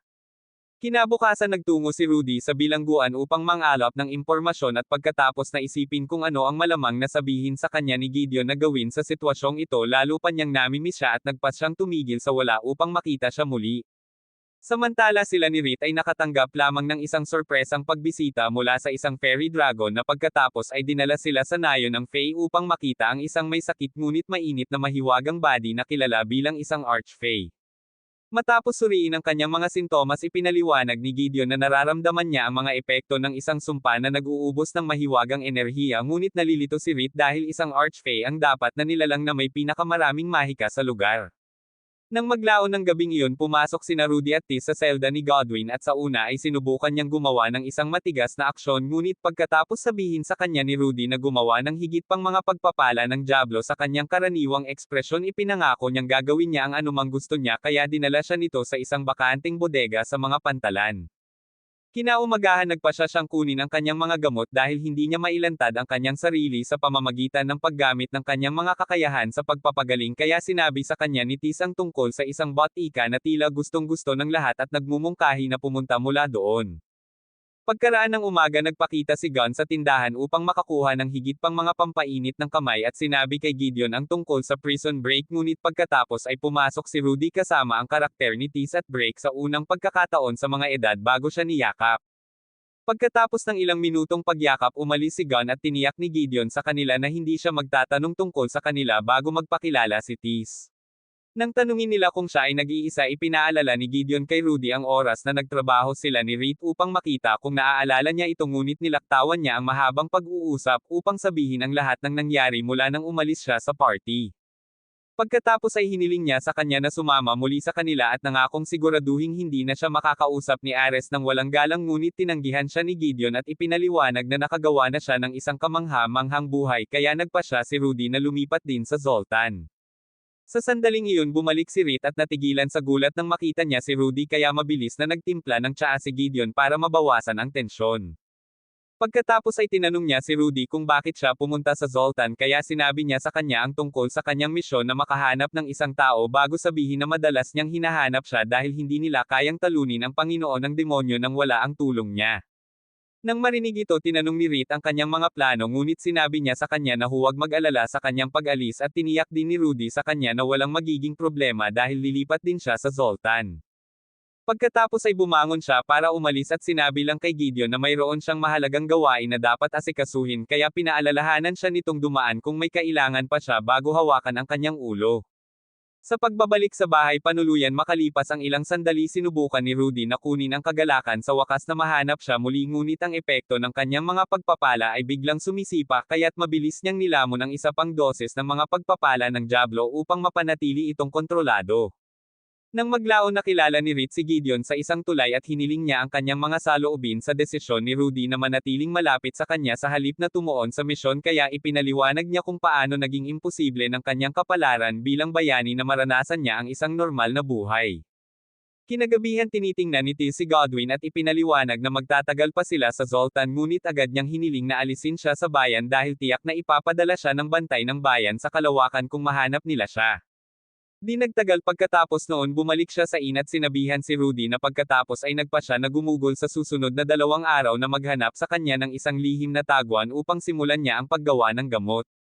Nang biglang tumayo si Rudy at lumapit kay Tis sinubukan niyang sabihin sa kanya ang kanyang gagamba ngunit hindi niya naintindihan at hinugot niya ang kanyang espada upang ipagtanggol ang sarili. Nang makita ito humingi ng tawad si Rudy at sinabing hindi niya gugustuhing saktan sila. Dahil dito napagtanto ni Tis na hindi niya talaga tinatrato si Rudy na parang isang regular na babae kaya humingi siya ng paumanhin sa paggawa ng mga conclusion at ipinakilala siya sa Spider. Sa tindahan ni Gideon kinabukasan ang pagkamatay ni Rudy ay naging mas problema kaysa sa inaasahan nilang lahat kaya nagpa siya si Gideon na dalhin siya sa bayan habang si Tis ay nananatili upang manood ng tindahan kasama si Reed. Makalipas ang ilang minuto nakarating na sila sa sauna ni Zeph ngunit pagkatapos batiin si Gideon tiningnan niya si Rudy at muntik nang atakihin sa puso. Gayunpaman mabilis niyang inayos ang sarili at nangakong iisipin niya ang kanyang negosyo bago humingi ng tawad sa pag-arte niya na parang panakot. Makalipas ang ilang sandali lahat ng mga sisiw sa sauna ay gulat na gulat habang papasok siya ng walang tuwalya at casual na nakaupo sa umuusok na mainit na upuan. Pagkatapos sumama siya kay Gideon para kumuha ng bote ng mainit na gatas bago palibutan sila ng lahat ng mga taga-roon upang pag-usapan kung gaano siya kahangahangang hitsura.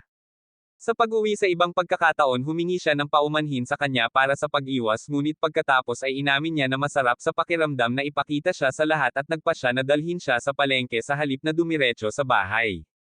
Samantala sa isang bangka sa isang lugar sa kabila ng karagatan ganap na nawawalan ng katinoan si Harris habang pilit niyang sinisikap na subaybayan si Rudy kaya ginaising ni Theodora si Albert para makausap niya ang isang taong wala pa ring kalahati ng kanyang pandama. Nang mangako siyang bibigyan siya ng isang prosthetic na kamay sa kanilang susunod na hintuan ikinwento niya sa kanya ang tungkol sa isang tao na tila hindi nagmamalasakit sa pagiging isang alamat sa kanyang basbas. Pagkatapos ay ipinaliwanag niya na ang pagkakaroon ng basbas ay hindi nangangahulugan na dapat ituloy ng isang tao ang pagpapatunay at katanyagan dahilan upang dahan-dahan niyang maunawaan kung ano ang ginugol ni Gideon sa mga buwan na sinusubukang sabihin sa kanya.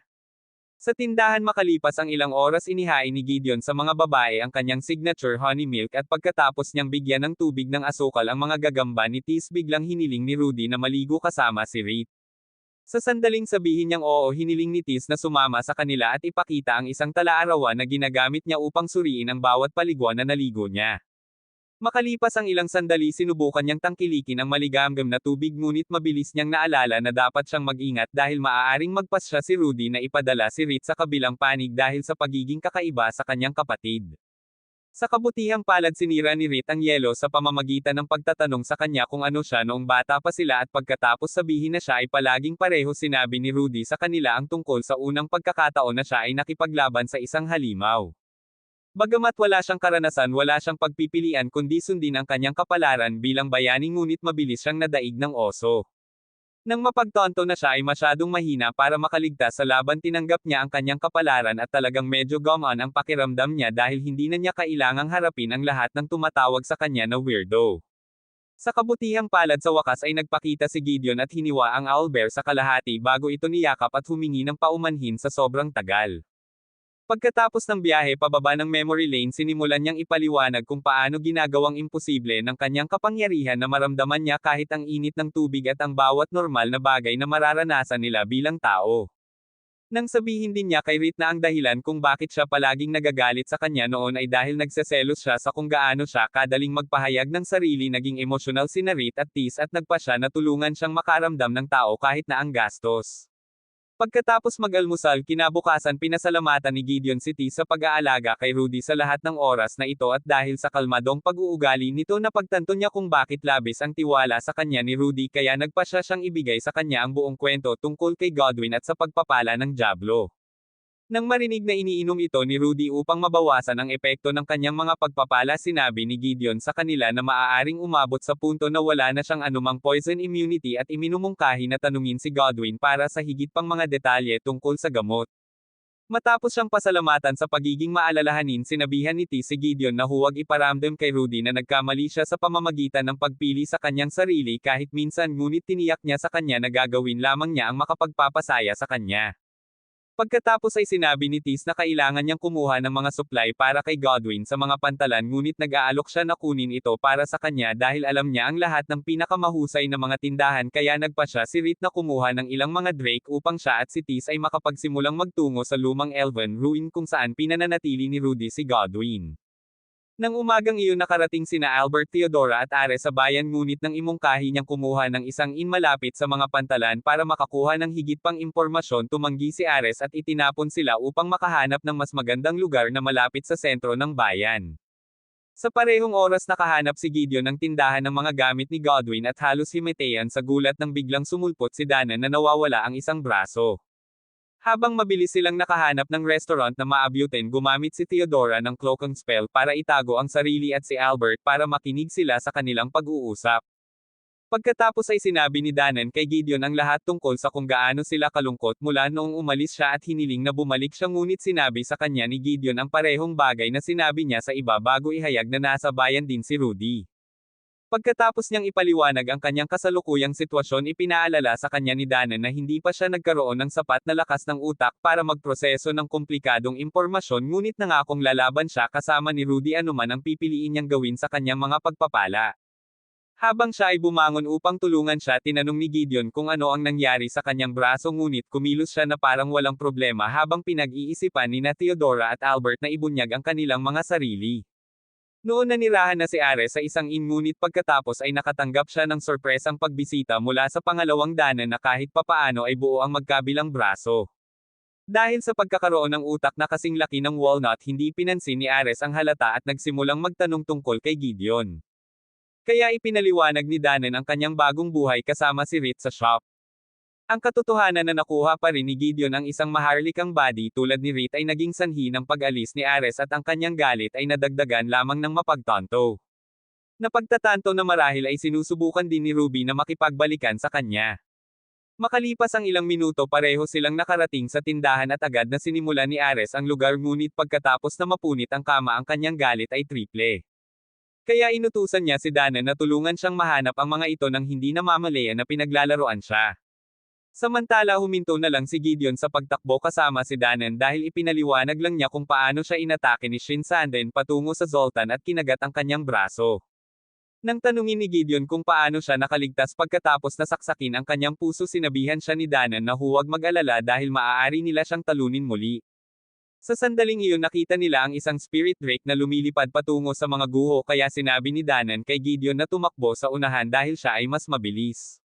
Makalipas ang ilang sandali, naabutan niya ang mga babae at ipinaliwanag ang nangyari kay Danan, ngunit nabigla si Reed at sinisi ang sarili sa hindi pagsabi sa kanya ng mas maaga dahil madali niyang makita ang mga kasinungalingan ni Shinsaden. Pagkatapos niyang sabihin sa kanya na mag-focus sa katotohanan na kailangan nilang labanan siya, muli sinabi niya sa kanya na huwag mag-alala dahil pinangarap niyang maghiganti mula noong araw na iyon. Pagkatapos ay sinabi niya sa kanya na magpatuloy, kaya't muli siyang lumipad at tumakbo lampas kay Ares bago makarating sa mga guho. Habang naglalakad dito, nagpupumilit siyang maniwala na may ganoong istruktura sa kanilang mundo at sa huli ay nakarating ito sa lab na inilagay ni Rudy kay Godwin. Nang makita ang one-eyed creep, pinilipit niya ang kanyang braso upang pilitin siyang sumigaw at agad na bumagsak si Rudy sa pader para umatake. Gayunpaman, pagkatapos makitang siya lang iyon, dinala niya siya sa mas malalim na bahagi ng pasilidad bago niya ihayag na talagang naghahanap siya ng mga paraan upang sugpuin ang kanyang pagpapala. Pagkatapos niyang ipakita sa kanya ang isa sa mga potion na ginawa niya para sugpuin ang kanyang kapangyarihan, nagulat siya at sinabing palagi niyang iniisip na nagsanay lang siya at lumakas para maprotektahan niya ang sangkatauhan at maging isang maalamat na kabalyero. Pagkatapos ay sinabi niya na ang lahat ng gusto niya ay protektahan siya at maging sapat na malakas upang mag-alok ng suporta sa tuwing kailangan niya ito, kaya tinanong niya kung ang kanyang kasalukuyang plano na tanggihan ang tadhana ay isang bagay na maaari niyang panindigan. Dahil dito napagtanto niya na hindi pa rin niya nakikita ang buong larawan, kaya ipinaliwanag niya na ang kanyang kaligayahan ay ang pinakamahalagang bagay sa kanya. Habang pareho silang naglalaan ng ilang sandali para magkayakap, nagsawa na si Ares kay Shinsaden dahil hindi niya alam kung saan sila pupunta, ngunit pagkatapos ng ilang minutong pakikinig sa kanyang mga rants, nagpa siya si Shinsaden na huminto sa panunukso at sinabi sa kanya kung nasaan ang mga guho. Kasabay nito biglang huminto sa pagtakbo si Danen nang mapunta si Theodora sa isang spirit rake kasama si Albert. Bumalik sa mga guho, kakakilala pa lang nina Rudy at Gideon sa mga babae, at pagkatapos pasalamatan ni Rudy si Tis sa pagsasabi sa kanila ng lahat, ipinaalala ni Gideon sa kanila na kailangan nilang matutunan kung paano ginagamit ng basbas ng Diablo ang puso ng mga demonyo upang sugpuin ang pagpapala ni Rudy. Nang bigla niyang ihayag na ang mga puso ng demonyo ay walang epekto sa kanya, tinanong ni Gideon kung paano niya pinipigilan ang kanyang mga kakayahan, kaya ipinaliwanag niya kung paano kumikilos ang walang pangalan na pagpapala sa tuwing umiinom siya ng gamot. Pagkalipas ng ilang minuto sa lab, sinabi ni Godwin na walang ideya kung ano ang walang pangalan na pagpapala, at nang tanungin ni Gideon kung maaari itong magbigay sa kanya ng mamamatay tao na paghihimok, ipinaliwanag niya na hindi siya dapat makaramdam ng biglaang pagbabago sa kanyang personalidad dahil hindi ito nagpapakita ng anumang mga bagong kakayahan. Sa susunod na sandali nakaramdam si Tis ng pag-atake, kaya nagmamadali silang lumabas at nakakita ng isang alon ng mga mata ng salot na ginagamit ng mga salamangkero upang mahanap ang kanilang mga target. Matapos itong pasabugin, umalis si Rudy upang hanapin ang spellcaster, kaya sinabi ni Gideon kay Rith na protektahan si Godwin at hinabol siya. Sa sandaling makasalubong nila si Ares, hiniling niya kay Rudy na umalis kasama niya at tuparin ang kanyang kapalaran sa pamamagitan ng pagkatalo sa Panginoon ng Demonyo.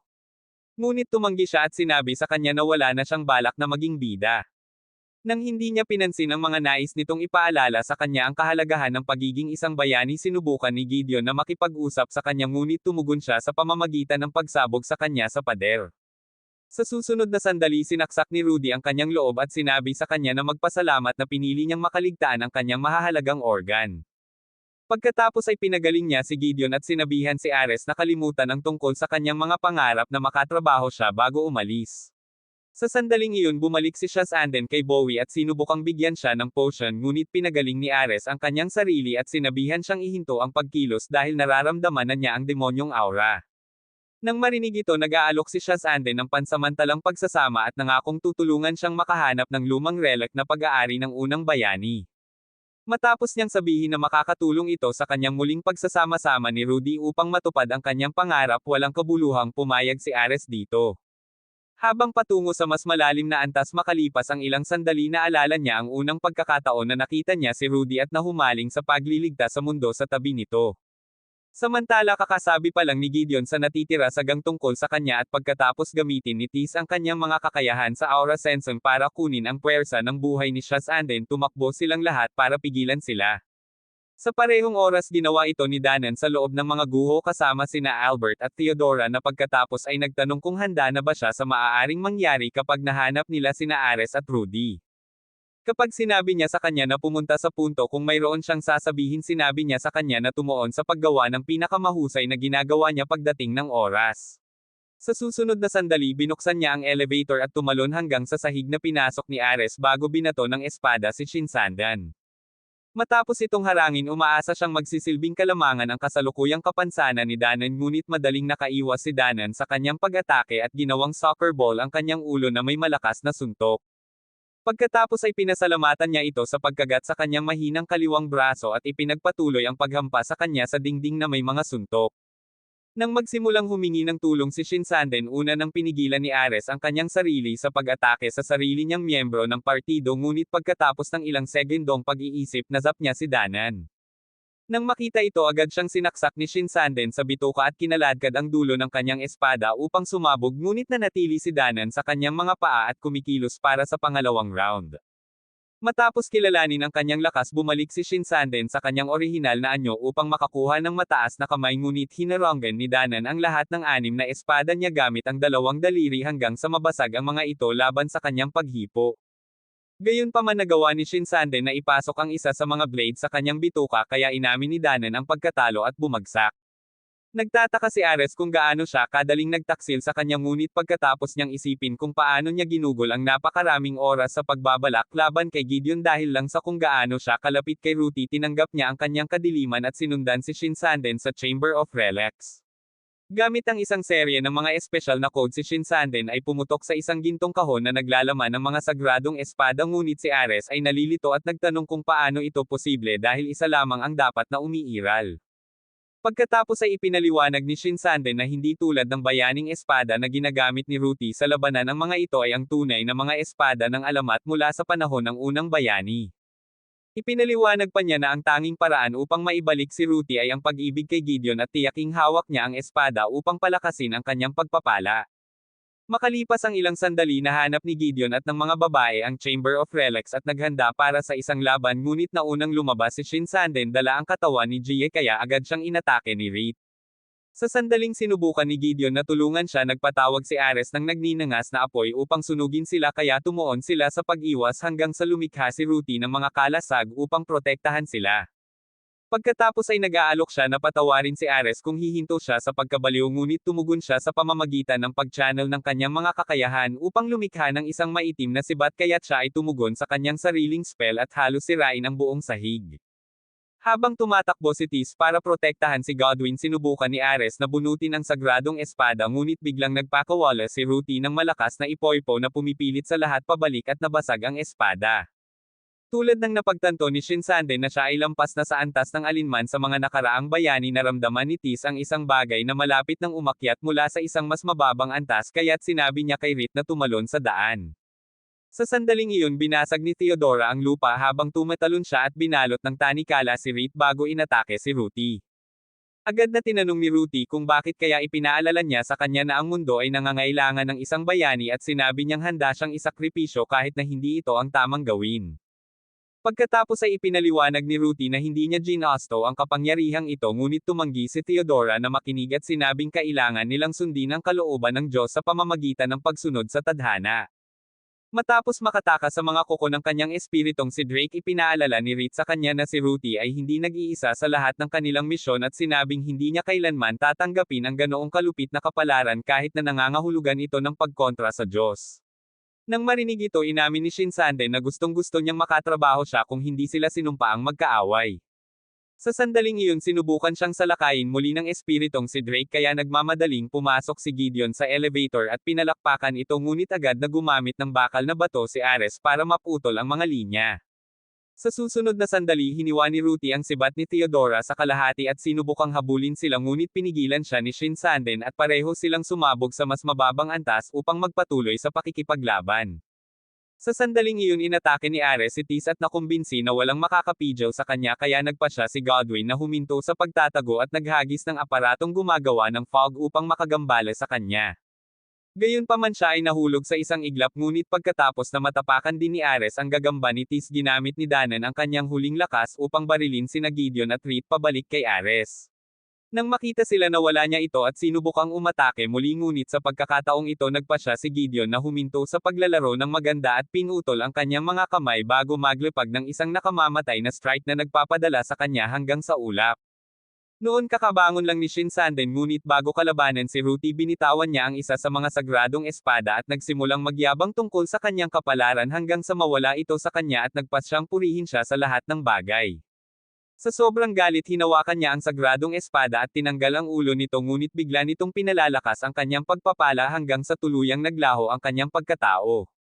Sa sandaling bumangon siya sinubukan siyang tingnan ni Gideon ngunit bigla siyang sumingit kaya tumalon si T sa harap niya at nakatanggap ng brutal na hiwa sa kanyang dibdib. Agad na sinabi ni Godwin kay Gideon na maaaring sa wakas ay nakuha na niya ang mamamatay tao na paghihimok mula sa pagpapala ng Diablo kaya ibinigay niya si Tis kay Reed at inilabas ang kanyang espada upang labanan siya. Makalipas ang ilang sandali sinimulan niya itong madaig at bitek ang kanyang espada kaya binitawan niya ito at nagpa siya na gamitin ang mas mahina. Nang makita ito tinanong ni Godwin kung nawala ba siya sa isip ngunit naghintay si Gideon hanggang sa maputol siya sa espada bago pilipitin ang sagradong espada mula sa kanyang pagkakahawak. Habang nawawala ang kontrol sa pag-iisip tumakbo siya sa mga bisig nito at nagsimulang umiyak bago dumating sina Danen at Albert. Sa sandaling iyon sinabi ni Reed sa kanila na ang kanyang mga kakayahan sa pagpapagaling ay hindi gumagana kay Tis kaya nagmamadali si Ruthie at natarante nang mapansin niyang hindi na gumagana ang kanyang kapangyarihan. Sa kabutihang palad ginamit ni Theodora ang kanyang regeneration magic upang pagalingin siya at agad na sinabi kay Ruthie na hindi siya nagsisisi sa kanyang ginawa. Matapos ipaalala ni Ruthie sa kanya na maaaring pumalakpak si Gideon iginigiit pa rin niya na gagawin niya ang eksaktong parehong bagay ng paulit-ulit upang matiyak ang kaligtasan ng lahat ng sangkatauhan. Pagkatapos ay hiniling niya na tretuhin siya tulad ni Ares ngunit agad na nagsimulang magmakaawa si Albert para sa kanya at ipinaliwanag kung paano niya natutunan ang ibig sabihin ng pagiging isang bayani sa pamamagitan ng panunood sa kanila. Nang tuluyang magising si Tis nagpasya si Ruthie na patawarin si Theodora mula nang pinagaling niya siya ngunit sinabi niyang hindi na siya mabubuhay bilang bayani. Ipinaliwanag pa niya na magiging perpekto si Theodora para sa trabaho dahil siya ang pinaka-nakatuon sa pagliligtas ng mga buhay. Ngunit pagkatapos ay sinabi sa kanila ni Gideon na kahit sino ay maaaring pumili upang maging isang bayani basta't gumawa sila ng desisyon dahil sa pag-ibig sa halip na bulag na sumunod sa tadhana. Maaga sa susunod na araw lumabas siya ng shop para mag-isip ng paraan para ayusin ang lahat ng nasira ni Ares ngunit pagkatapos ay nagpakita si Ruthie kasama si Tis at nagsimulang maglaro ng snow.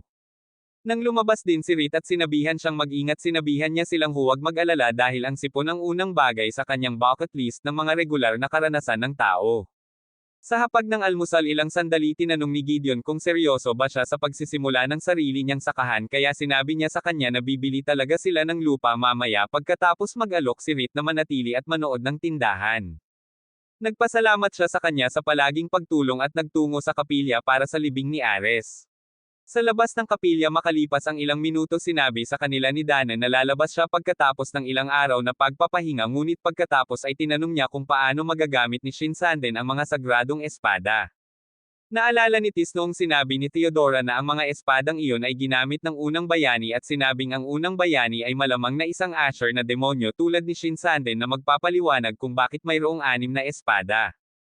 Makalipas ang ilang oras pinasalamatan ni Gideon sina Maido at Gan sa pagtulong sa kanya na ayusin ang lugar at pumasok sa loob para uminom ng tsaa kasama si Reed ngunit bigla siyang nagalit at sinabing natakot siya na hindi na niya makita ang tindahan bilang kanilang tahanan dahil sa lahat ng nangyari. Pagkatapos ay hinaila siya nito para yakapin at nangakong mamahalin siya palagi bago siya dalhin sa silid upang patunayan ito sa kanyang kinang. Pagkatapos magpalit sa isang komportableng bagay sinubukan ni Gideon na kunin ang kanyang mga pitchel sa unang pagkakataon ngunit siya ay nagmanok at nagpakaba rin sa kanya kaya sinimulan niya itong kilitiin. Sa susunod na sandali umakyat siya sa kama at ibinunyag ang lahat bago siya yakapin kaya sa wakas ay nagpasya siyang huminto sa pagpigil at ipinatawag ang kanyang panloob na Johnny Sins upang pasayahin siya. Pagkalipas ng ilang posisyon nagsimula silang magyakan tungkol sa pagsisimula ng isang pamilya ng sama-sama at pagkatapos na mangakong mananatili siya sa kanya magpakailanman sinabihan siya ni Gideon na umasa ng regalo sa lalong madaling panahon. Kinabukasan nagpakita si Rudy para sa date ng kanilang kapatid kaya dinadala niya ito sa bawat magandang lugar sa bayan para lubos niyang maranasan ang pagiging regular na babae. Nang maglaon natapos na nila ni Tis ang pag-aalaga ng mga halamang gamot sa tindahan kaya hinawakan niya ang braso ni Gideon bilang kanyang gantimpala ngunit agad na nakaramdam ng selo si Reed at hinaila ang kabilang braso nito sa kanyang mga katok. Habang nagtatawanan silang dalawa tumakbo si Megria sa loob at humingi ng tulong kay Rudy dahil kinuha lang ng grupo ng mga dambuhala ang isang maliit na nayon. Pagkatapos niyang sabihin na nakuha rin nila ang lahat ng available na adventurer tumingin si Rudy kay Gideon para sa payo ngunit sinabihan niya itong gawin ang gusto niya minsan. Pagkatapos ay nagpasya siyang tumulong at nag-alok si Tis na sumama kaya inihatid sila ni Gideon palabas at nangakong iinuman niya ang kanyang paboritong inumin kapag bumalik siya. Makalipas ang ilang gabi nakilala ni Godwin si Erendrele sa kakahuyan at sinabi sa kanya ang lahat tungkol kay Zoltan habang umiinom kaya nagpasya siyang bisitahin si Rudy at Gideon. Dahil wala nang bagong kalaban na makakalaban si Gideon ba ay sa wakas ay makikipaglaban kay Reed o kailangan niyang harapin ang katotohanan na si Rudy ay mas nahuhumaling sa kanya.